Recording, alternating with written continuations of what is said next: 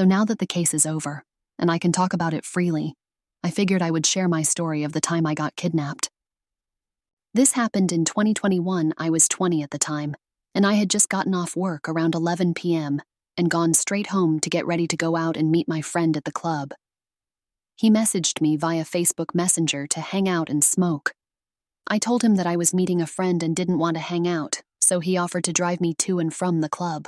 Well, around 12:30 a.m. he came to pick me up and said he had to dump some garbage first. He had a couch on the back of the pickup truck bed, which I assumed was the garbage he was talking about. He said he made us margaritas. But I told him I didn't want to drink till I got to my destination, so we ended up just smoking on the way to dump the couch. It was about a 25 to 30-minute car ride to where he wanted to dump this couch, and by the time we made it to the destination, it was about 1:15 a.m. There was a logging road just off the side of the highway that went for miles. He pulled all the way down to the end and left the couch there, then got back in the truck and started driving back towards the highway. But once we got halfway back to the highway, he stopped and put his truck in park. He then pulled out a pipe and started smoking again. After taking a hit, he turned his head to me and stared at me for a minute with a weird smirk on his face. Then, all of a sudden, he almost looked like he wanted to jump at me but stopped himself in the moment with his hands in a motion that he was about to grab me.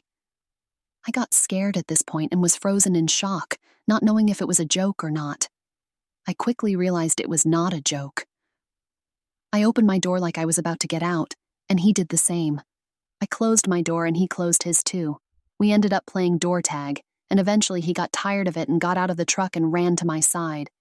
He opened my door and tried pulling me out by my legs. As I was trying to kick him, I pulled my phone out to call the police. And of course, my Face ID didn't want to work in that moment, and he ended up snatching the phone out of my hands. I kicked him hard enough in the chest that he fell backwards, falling to his butt. I grabbed my purse, hopped out of the truck, and started running toward the highway. I kept looking back to see how far behind me he was, and he gave me a head start before running after me, grabbing me by the back of my shoulders and forcefully throwing me into the ditch. I landed on my stomach with one leg straight out and the other one bent at a weird angle. He sat on top of my legs and butt and was holding my left hand behind my back. I screamed and begged him to bring me home, and that I wouldn't tell anyone. He got upset that I was screaming and tried suffocating me with his other hand while still holding my left hand behind my back.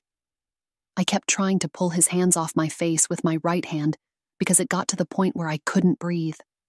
Finally, he let go of my face, and I turned my head around to see what he was doing.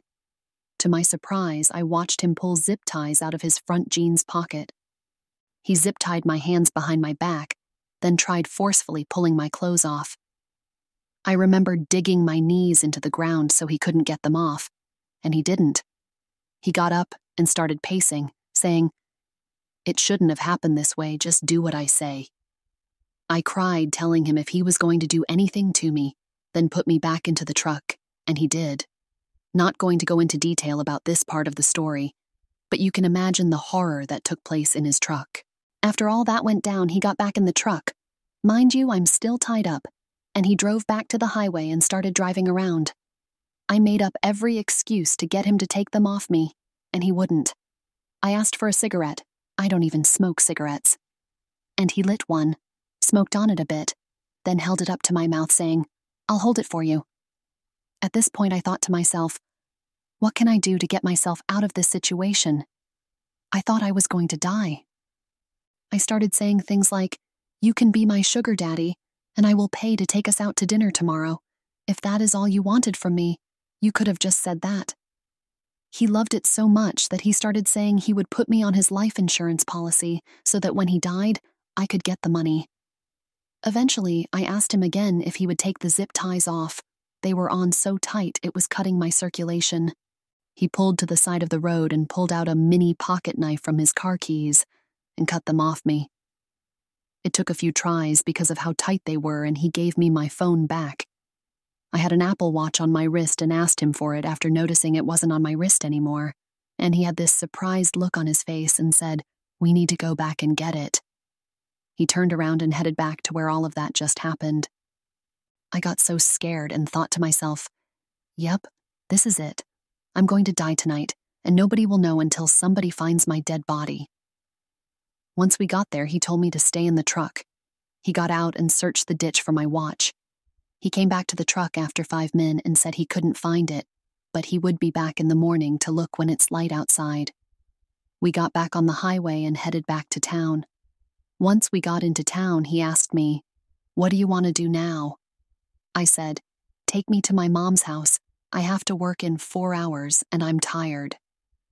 He took me to my mom's. After getting to my mom's house, I looked up his name on Google, and he was on parole for first-degree murder.